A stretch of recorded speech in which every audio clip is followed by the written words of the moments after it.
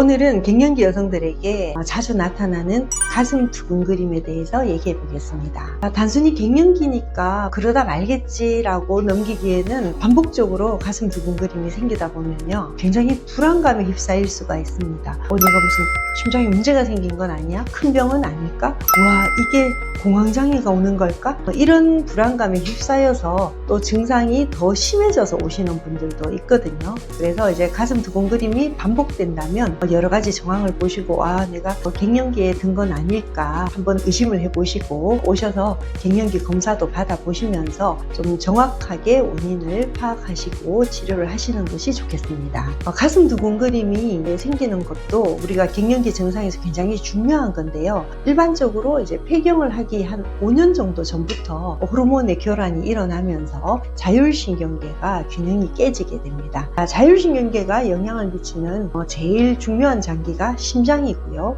그 다음이 위와 장 같은 소화기관이죠. 그래서 우리가 가슴이 뛰는 것은 심장의 질병이어도 그런 경우가 있지만 심장의 병이 아니고 이 자율신경에 의해서 가슴 두근거림이 일어나는 경우가 많습니다. 갱년기가 되면 우리가 혈관 운동에도 문제가 생기고, 그 다음에 기의 순환이 우리 의지대로 되지 않습니다. 열은 올라오고 손발은 차지고, 이런 모든 증상들이 갱년기 자율신경 실조와 관계가 있는데요. 가슴 두근거림도 이러한 증상들하고 같이 결합해서 나오는 경우도 많고요. 증상은 가끔씩은 이제 어떤 분들은 가슴이 쿵 떨어지는 느낌을 받는다고 오시는 경우도 있고, 자다가 가슴이 두근거려서 깨는 분들도 있습니다.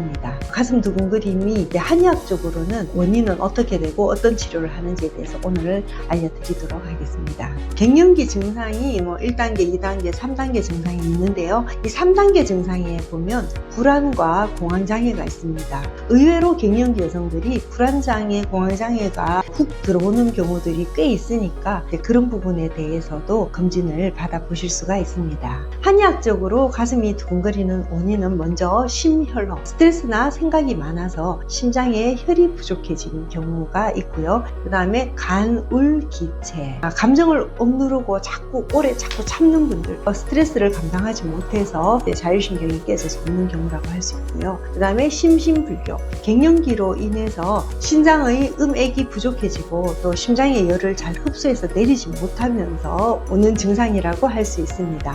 이때는 이제 가슴 두근거림과 불안이나 불면이 함께 나타날 수도 있으니 수반되는 다른 증상들을 함께 바라보실 필요가 있습니다. 한의학적 치료는 개인의 체질과 증상에 맞는 한약 치료가 도움이 됩니다. 갱년기에서 가장 중요한 신음을 보강하는 것, 즉 신의 진액을 보충하는 한약을 쓰는 건데요. 처방 안에 허혈을 가라앉히거나 심장의 기운을 안정시키는 약재가 함께 처방이 됩니다. 따라서 우리 몸의 시스템을 바꾸는 갱년기에 부족해지는 진액을 보강하고 면역력을 올려주면서 증상까지 치료가 되는 방식으로 처방을 하고 있습니다. 기비온담탕계통은 일반적으로 많이 쓰는 것인데요. 심혈을 보호하고 체액을 맑게 해주면서 불면이나 두근거림을 동시에 치료를 하는 처방이고요. 가미소요산 처방은 호르몬 조절에도 도움을 주지만 스트레스로 인한 간울증, 열감과 어떤 답답함을 함께 호소하는 분들에게 효과가 좋습니다.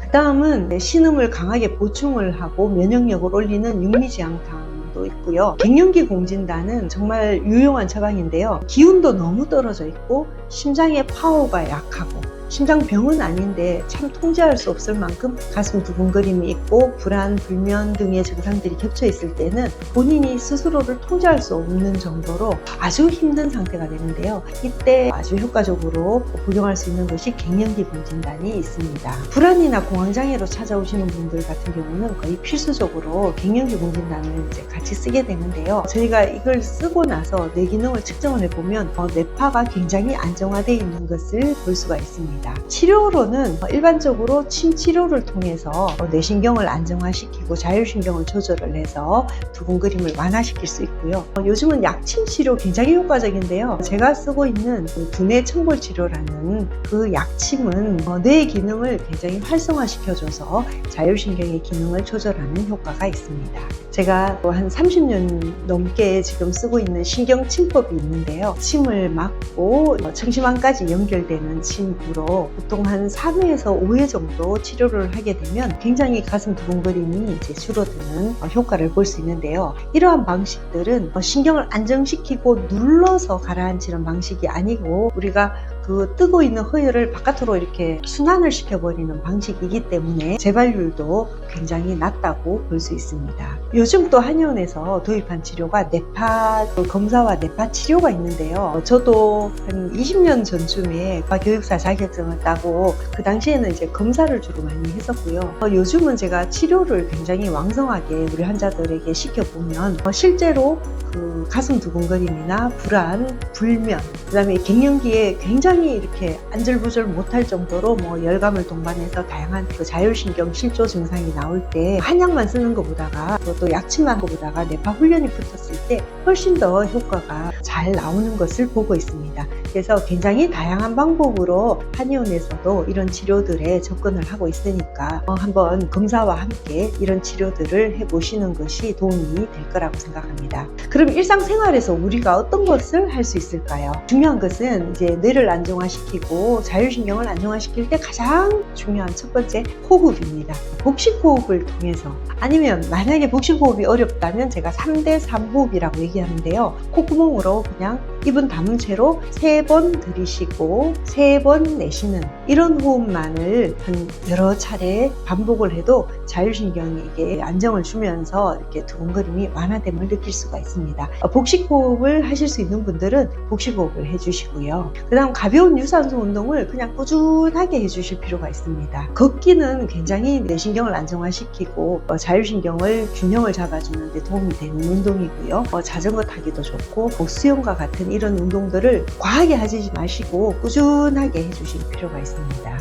아시다시피 요가나 명상도 마음을 안정시키고 스트레스를 풀어주는 효과가 있으니 잘 활용해 보시기 바랍니다.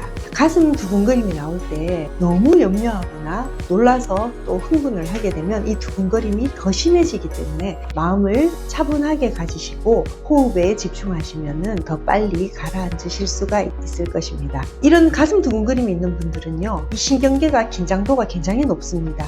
따라서 위와 장의 운동력도 떨어져 있다는 걸 기억하셔야 합니다. 그래서 절대 과식은 하시면 안 되고요. 일정량 소화가 잘 되는 형태로 조리를 하시고요. 소화가 제일 잘 되는 형태는 찜의 형태죠. 그래서 찐 음식이나 육류도 수육의 형태나 이런 식으로 조리를 하셔서 소화가 잘 되는 형태의 음식을 일정량을 제 시간에 드시는 것이 도움이 됩니다.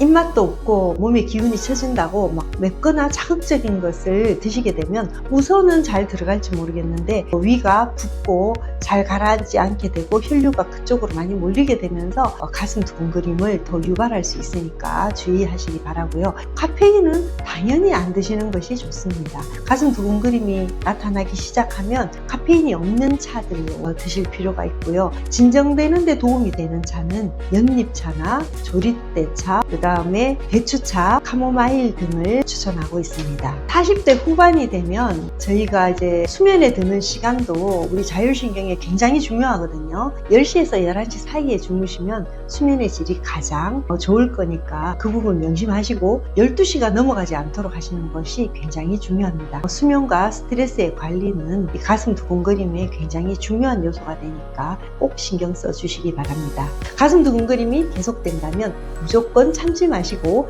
정확한 검사와 적절한 치료를 병행해 보시기 바랍니다. 갱년기니까 시간이 지나면 괜찮아지겠지라고 생각하신다면 위험한 생각이라고 할 수 있습니다. 갱년기에 나오는 증상들은 사람마다 그 취약한 부분이 증상으로 나오기 때문에 일종의 신호라고 받아들이시는 것이 좋습니다. 이 신호들은 급격한 노화가 시작되기 전에 우리 몸에서 저하된 기능이 어디인지 알려주는 신호로 이해하시고 적극적인 검사와 진료를 통해서 잘 보완하실 필요가 있습니다. 몸과 마음을 편안하게 나의 지쳐있는 장부 기능을 되살려가면서 건강한 내일을 만들어 가시기 바랍니다.